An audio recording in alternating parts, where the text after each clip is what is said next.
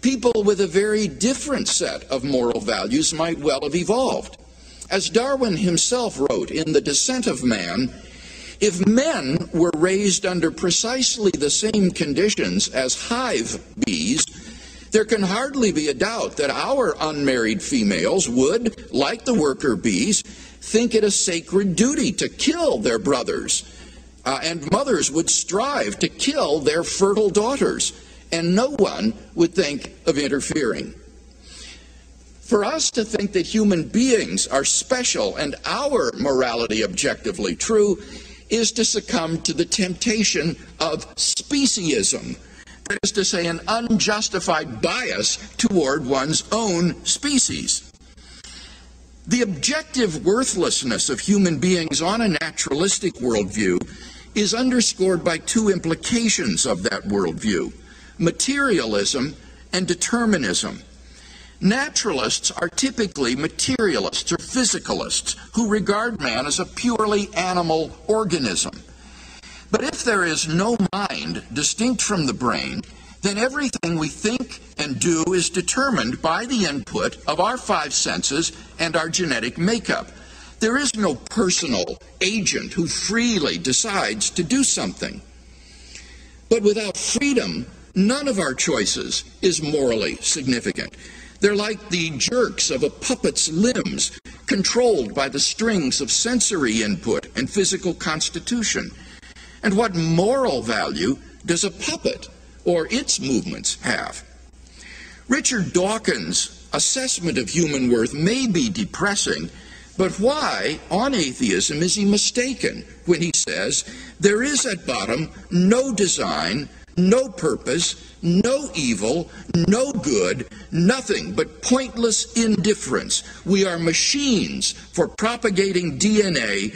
It is every living object's sole reason for being. If there is no God, then any basis for regarding the herd morality evolved by Homo sapiens as objectively true seems to have been removed. Take God out of the picture, and all you seem to be left with is an ape-like creature on a tiny speck of dust beset with delusions of moral grandeur. Secondly, if God does not exist, objective moral duties do not exist. Duties have to do with whether something is right or wrong. Now, you might think at first that the distinction between right and wrong is the same as the distinction between good and evil. But if you think about it, you can see that this is not the case. Duty has to do with moral obligation, with what I ought or ought not to do. But obviously, you're not morally obligated to do something just because it would be good for you to do it. For example, it would be good for you to become a doctor, but you're not morally obligated to become a doctor. After all, it would also be good for you to become a firefighter or a homemaker or a diplomat, but you can't do them all. So there's a difference between moral values and moral duties. Now, my claim is that if God does not exist, then it seems we have no objective moral duties.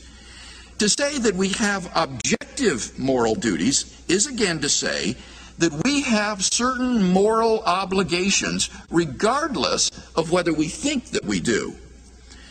Traditionally, our moral duties were thought to spring from God's commandments, such as the Ten Commandments. Far from being arbitrary, these commands flow necessarily from his moral nature. On this foundation, we can affirm the objective rightness of love, generosity, self-sacrifice, and equality, and condemn as objectively wrong selfishness, hatred, abuse, discrimination, and oppression. But if there is no God, what basis remains for objective moral duties? On the atheistic view, human beings are just animals, and animals have no moral obligations to one another. When a lion kills a zebra, it kills the zebra, but it doesn't murder the zebra. When a great white shark forcibly copulates with a female, it forcibly copulates with her, but it does not rape her, for there is no moral dimension to these actions. They are neither prohibited nor obligatory. So, if God does not exist, why think that we have any moral obligations to do anything? Who or what imposes these moral duties upon us? Where did they come from? It's very hard to see why they would be anything more than a subjective impression ingrained into us by societal and parental conditioning. On the atheistic view, certain actions, such as incest or rape, may not be biologically and socially advantageous, and so in the course of human development have become taboo. They go against the social contract that Shelley has imagined. But that does absolutely nothing to show that rape and incest is really wrong. Such behavior goes on all the time in the animal kingdom. On the atheistic view, the rapist who flouts the herd morality or the social contract is doing nothing more serious than acting unfashionably, like the man who flouts etiquette by belching loudly at the dinner table. If there is no moral lawgiver, then there is no objective moral law which we must obey. It's all a matter of social convention on a par with rules of etiquette. Thirdly, if God does not exist, then there is no basis for moral accountability.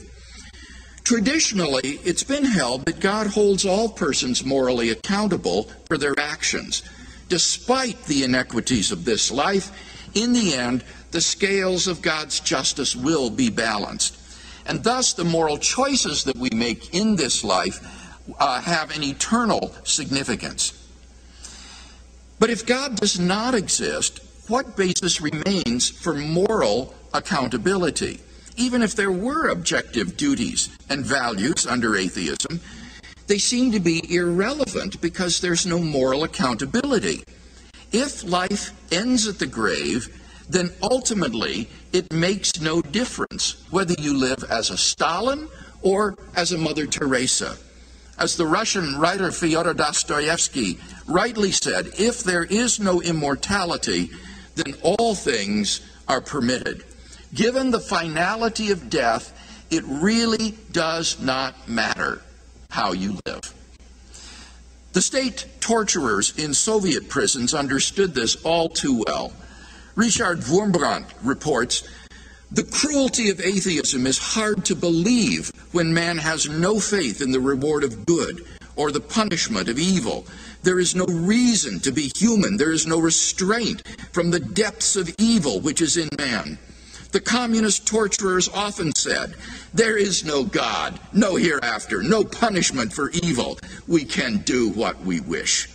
I have heard one torturer even say, "I thank God, in whom I don't believe, that I have lived to this hour when I can express all the evil in my heart." He expressed it in unbelievable brutality and torture inflicted on prisoners. Given the finality of death, it really doesn't matter how you live. So, what do you say to someone who concludes that we may as well just live as we please out of pure self-interest? You might say it's in your best self-interest to adopt a moral lifestyle. But clearly that's not always true. We all know situations where self-interest runs smack dab in the face of morality. Moreover, if you're sufficiently powerful, like a Ferdinand Marcos or a Papadoc Duvalier or even a Donald Trump, then one can pretty much ignore the dictates of conscience and safely live in self-indulgence. Historian Stuart C. Easton sums it up well when he writes, "There is no objective reason why man should be moral unless morality pays off in his social life or makes him feel good. There is no objective reason why man should do anything save for the pleasure it affords him." To believe, then, that God does not exist and that there is thus no moral accountability would be quite literally demoralizing. For then we'd have to accept that our moral choices are ultimately